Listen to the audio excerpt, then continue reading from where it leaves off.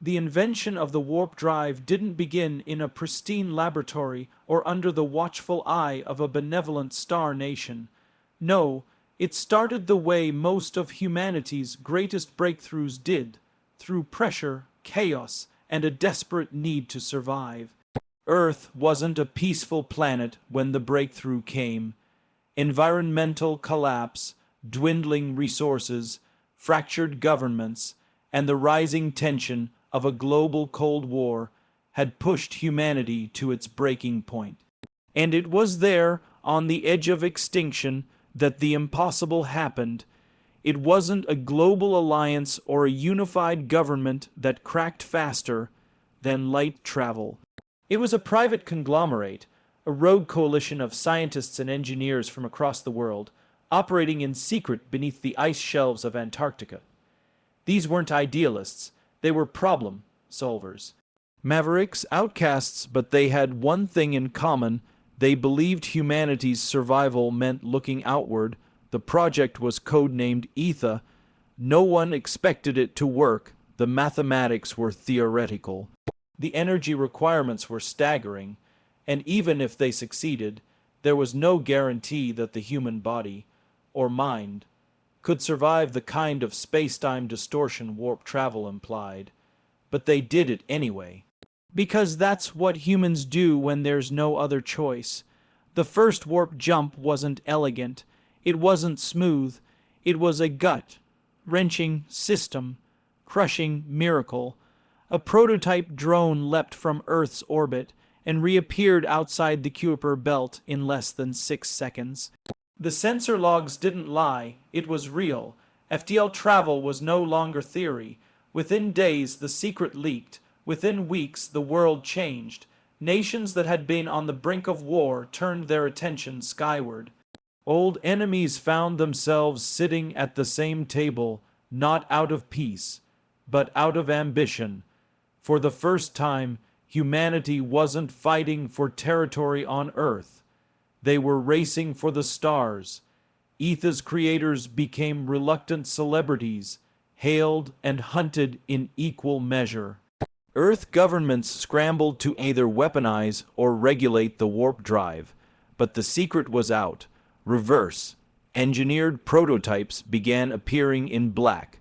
Budget labs and stolen science hubs. The genie wasn't going back into the bottle. The first manned warp flight was launched by an independent vessel, the Horizon's Edge, captained by former Air Force pilot Lee Morgan. She wasn't on a mission of conquest or colonization. She just wanted to see what was out there. When she returned after a 2-day voyage to Proxima Centauri's outer orbit, her message to Earth was simple. It's not empty, and they've seen us now. The message electrified the planet. Humanity's neighbors, alien civilizations, long aware of each other, had taken notice of the upstart species on the third rock from a mediocre sun. Warp travel wasn't just a technological leap. It was an announcement. A beacon. Earth had shouted into the dark, and something shouted back. Within months, strange signals began appearing in Earth's exosphere. Some were mathematical, others emotional. A single vessel entered the solar system's edge, an observation ship from the Galactic Council. It didn't approach. It just watched, recorded, then vanished. That's when humanity realized what they had really done. Warp travel wasn't just a scientific achievement.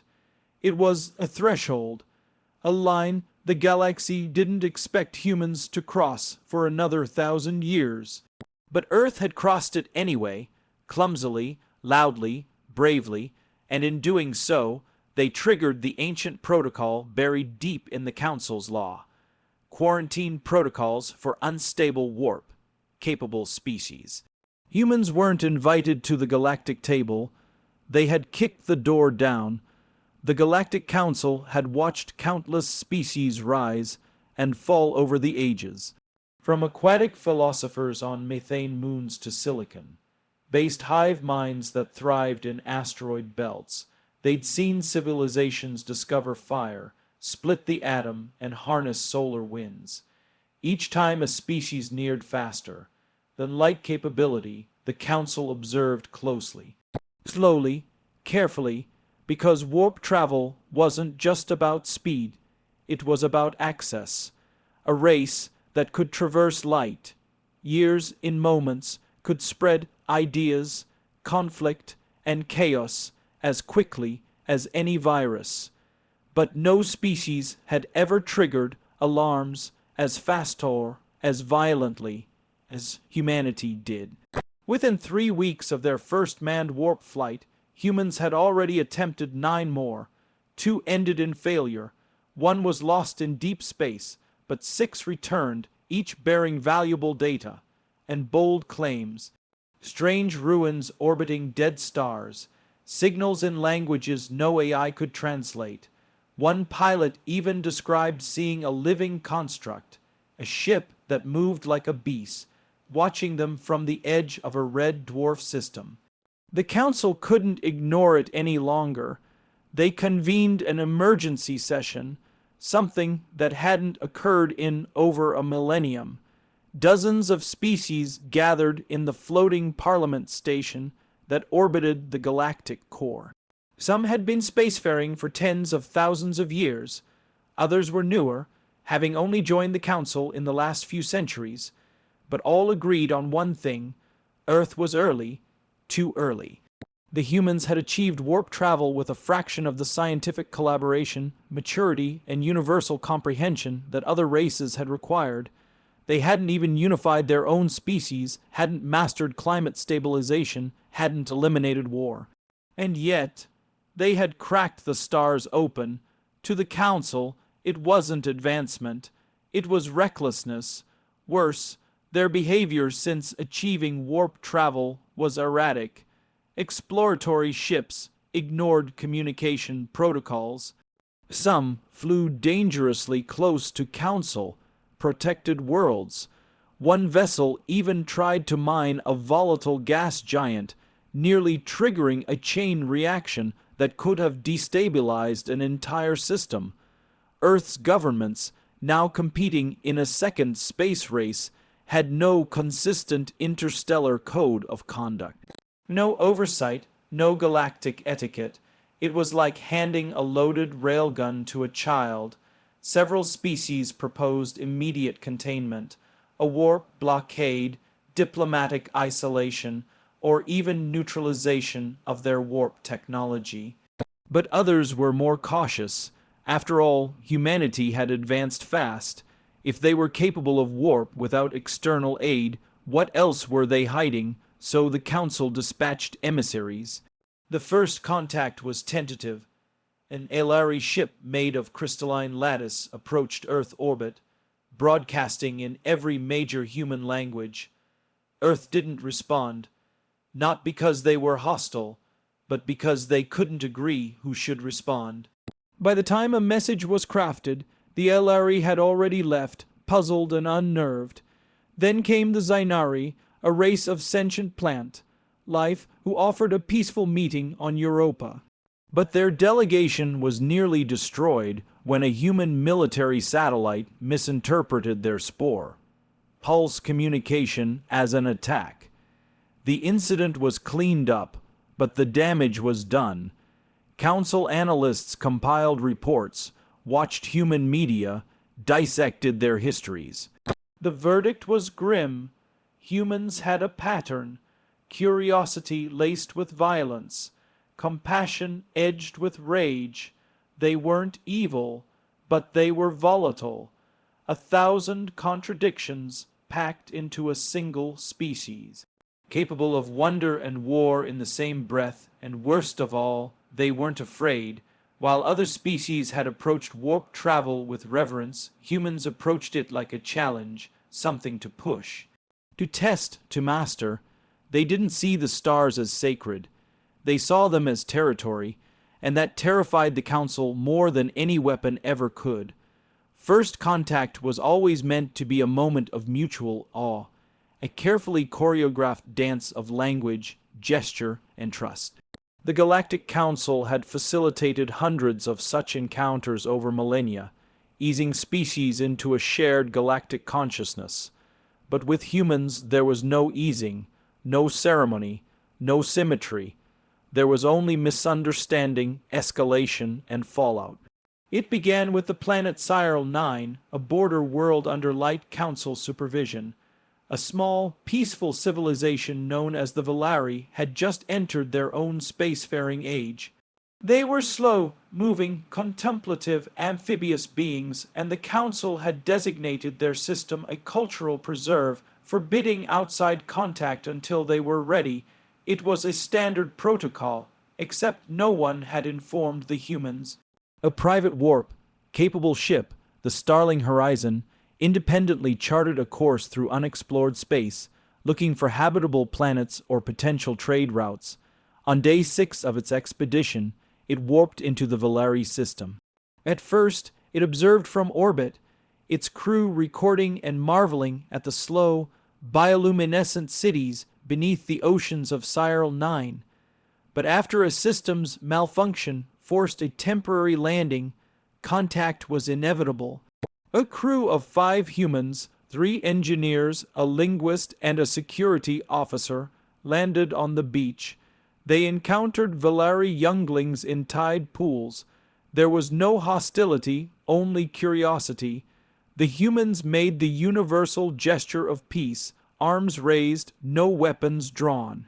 The Valari responded by releasing a pheromone mist, an ancient greeting among their kind. But to the human security officer, the unknown cloud was alarming. He fired a warning shot into the air. The sound cracked across the coast like thunder. That was the moment everything unraveled. Council observation drones recorded the incident in full. Though no one was hurt, the firing of a weapon during first contact was a serious breach of galactic law. The Council's response was swift. An official inquiry, immediate blacklisting of Earth's trade requests, and a public condemnation of humanity's recklessness. The humans, confused and defensive, responded poorly. Earth's media exploded with opinion pieces. Aliens overreact. Is the Council afraid of us? First contact fiasco. Who's really to blame? Governments squabbled. The Starling Horizon's crew was recalled, but not punished. In fact, some factions celebrated them as pioneers. Then came the second mistake. A human colony ship bound for an unclaimed system discovered a derelict alien station drifting near a neutron star. Scans indicated it had been abandoned for centuries. The humans boarded it, salvaged tech, and brought some of it home. Unbeknownst to them, the station belonged to the Kartak Dominion, a xenophobic empire that hadn't attended council meetings in over 500 years, but still held vast territories and grudges. The Kartak saw the salvage as desecration and declared humanity a hostile force. Without warning, they sent a scout fleet to Earth's outer colonies, destroying 2 unmanned refueling depots and issuing a chilling message: "You will not consume our dead." Earth responded as only humans could, with defiance. A unified fleet under the Terran Orbital Defense Network warped into Kartak space and engaged. Though technologically behind, humans compensated with coordination, unpredictability, and something the Kartak had never encountered. Soldiers who refused to surrender. Even when ships were crippled and crews cut off, humans fought tooth and nail, adapting tactics in real time. The skirmish ended in a stalemate, but the Council had seen enough.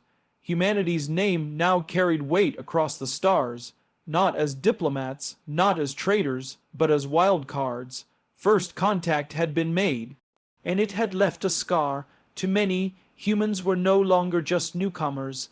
They were disruptors, unrefined, reactive, dangerous. But to others, worlds oppressed by council overreach or ruled by forgotten empires, humanity's brashness was inspiring. Finally, someone was shaking the stars. In the shadows of diplomacy and disaster, a quiet movement began to stir. Some alien species weren't afraid of humans, they were hoping for them. The humans didn't ask for allies. They didn't beg for recognition, plead for acceptance, or send emissaries wrapped in polished rhetoric. No, humanity simply was loud, flawed, daring, and unrelenting, and across the galaxy, species who had long suffered in silence noticed. Not the mighty ones sitting in council chambers, but the forgotten, the oppressed, the broken worlds caught in the shadows of empires. The first to reach out were the Dracari, an avian species stripped of their homeworld centuries ago by the autarchs of Verelen. The Dracari lived as scavengers and refugees, scattered across asteroid belts and hollow, doubt moons. They had no voice in the council, no territory, no power. But they had memory, and when they watched the battle recordings of humanity's first skirmish with the Kartak Dominion, something ancient stirred in them, hope. For decades, they had endured raids, levies, and forced migrations.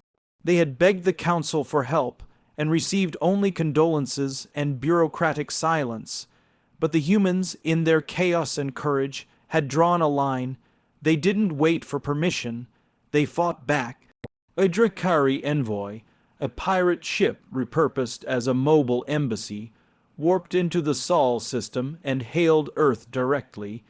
It was met with suspicion, of course, but when its captain, Eskeen Tal, showed the Council's blacklists and warnings meant to isolate Earth, the humans leaned in, not away. "Looks like we've both been told to sit down and shut up," said Admiral Ruiz, Earth's top military liaison to off-world affairs. "So why don't we stand up together?" That was the beginning. Over the next 2 years, other voices began whispering across the stars. The Voral, a caste-bound civilization whose thinkers had been exiled for questioning tradition, sent a delegation seeking asylum on Earth. The Kellan, biomechanical organisms used as servitors in the Neurexy hegemony, sent encoded pleas for support. Even the Lacuan, a species of empaths long manipulated by their empathic gifts, began studying human literature and rebellion. They saw something in humanity that the Council feared: defiance. Not just the defiance of authority, but the defiance of fate. The refusal to be shaped solely by past trauma or by cosmic hierarchy. Humans weren't just aggressive, they were transformative. Any system they entered, they didn't just adapt to, they reshaped it. This became clearest in the reborn pact of Oros Roman III. The Orosi were a deeply spiritual species, their culture revolving around the belief in cyclical existence.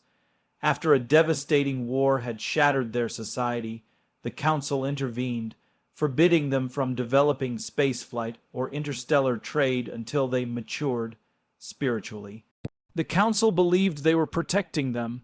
Then a human cargo pilot named L. Kepler Crash landed on Oros Roman III. Instead of leaving, she stayed, repaired the wreck with local materials, helped rebuild a village. Shared stories of Earth's wars, Earth's survival, Earth's madness, and Earth's healing. The Orosi didn't see her as a threat. They saw her as a catalyst.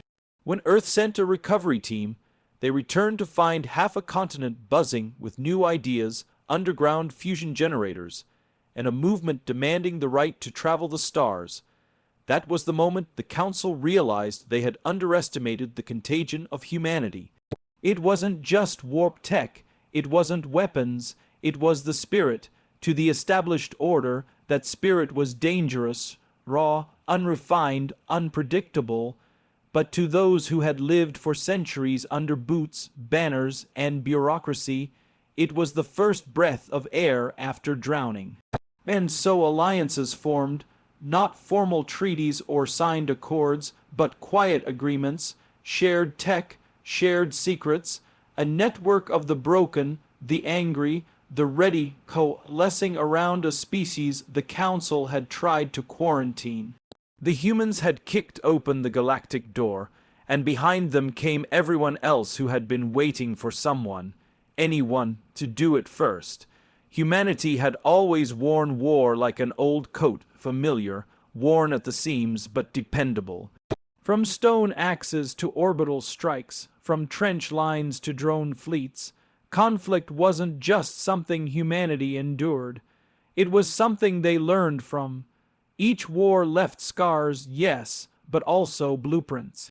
Tactical evolution, cultural revolutions, a twisted sort of progress that the Galactic Council never quite understood, until it was too late. After the Valari incident and the skirmishes with the Kartak, Earth didn't back down. They didn't retreat into apology or diplomatic subservience. Instead, they studied. They watched every alien maneuver, analyzed every energy signature, adapted to every unexpected tactic. Humanity had entered the galactic stage with primitive technology and fractured politics, but what they lacked in tradition, they made up for in creativity. The change began within Earth's military. Once siloed between nations, now it unified under the Terran Interstellar Defense Accord. Generals became strategists. Tacticians became historians. They pored over alien archives, battlefield logs, and simulations, not to mimic, but to counter. Every alien fleet formation had its weakness. Every shield system had an overload point. Every empire had blind spots born from centuries of predictable dominance. And then came the real turning point, the siege of Bishar's Reach. The Kiroth Combine, a brutal, expansionist regime, had laid siege to a small Drakari settlement on Bishar's moon, intending to make an example of their alliance with humans. Council intervention was stalled in committee. Earth, by contrast, moved in days, not with a fleet but with a task force, just 3 ships, old retrofitted, packed with Marines, engineers, and 1 AI tactician named Isaac 7. The Kiroth laughed at the transmission, demanding they withdraw. They had 10 ships in orbit, gravity cannons, plasma mines, superior numbers, and yet they lost. Not because humans outgunned them, but because humans outthought them. While Kiroth sensors scanned for warp anomalies, Earth's strike team dropped via kinetic decentrating tungsten capsules through the upper atmosphere at hypersonic speeds. No energy signatures, no warning. Just impact. Within minutes, ground teams had disrupted shield generators and uploaded malware into Kiroth systems, creating phantom fleets on their scanners. In the confusion, human engineers rigged the base's geothermal vent to simulate a reactor meltdown, forcing the Kiroth fleet to reposition. That was when Isaac 7 activated a hijacked beacon, causing 3 of the Kiroth's own mines to detonate in their path. 7 minutes after the first impact, the Kiroth were in retreat. Galactic observers couldn't believe what they'd seen. The humans had won, not with superior firepower, but with misdirection, audacity, and a complete disregard for the conventional rules of war. The message was clear: humans didn't just fight, they hunted. And when backed into a corner, they became something even more dangerous: improvisers. From that point on, the old powers began to recalibrate. The Kartak reinforced their border systems with decoys. The autarchs of Verelen established new no-fly zones. Even the Council quietly upgraded their diplomatic escort protocols. But perhaps the most telling reaction came not from the powerful, but from the oppressed. The Voral resistance, once fractured and aimless, began modeling their operations after human special forces. Orosi artisans developed new tactics using human camouflage designs woven into spiritual garb. Even the Lacuan, who had long refused violence, studied Earth's philosophy of just war, seeking a way to fight without losing themselves. Humanity had, inadvertently, started a revolution in asymmetric warfare. Not with numbers, not with fleets, but with mentality. In the eyes of the Council, this was the true danger. Not the warp drives, not the cloned AI or strange biology. It was humanity's refusal to be predictable, to obey gravity, not just in space, but in politics, power, and perception. War had taught them to adapt. Now the galaxy would have to adapt to them. The Galactic Council called it containment, a precaution, a protective measure to ensure stability across member systems. Earth's official designation, Red, Class Quarantine Zone Alpha 7.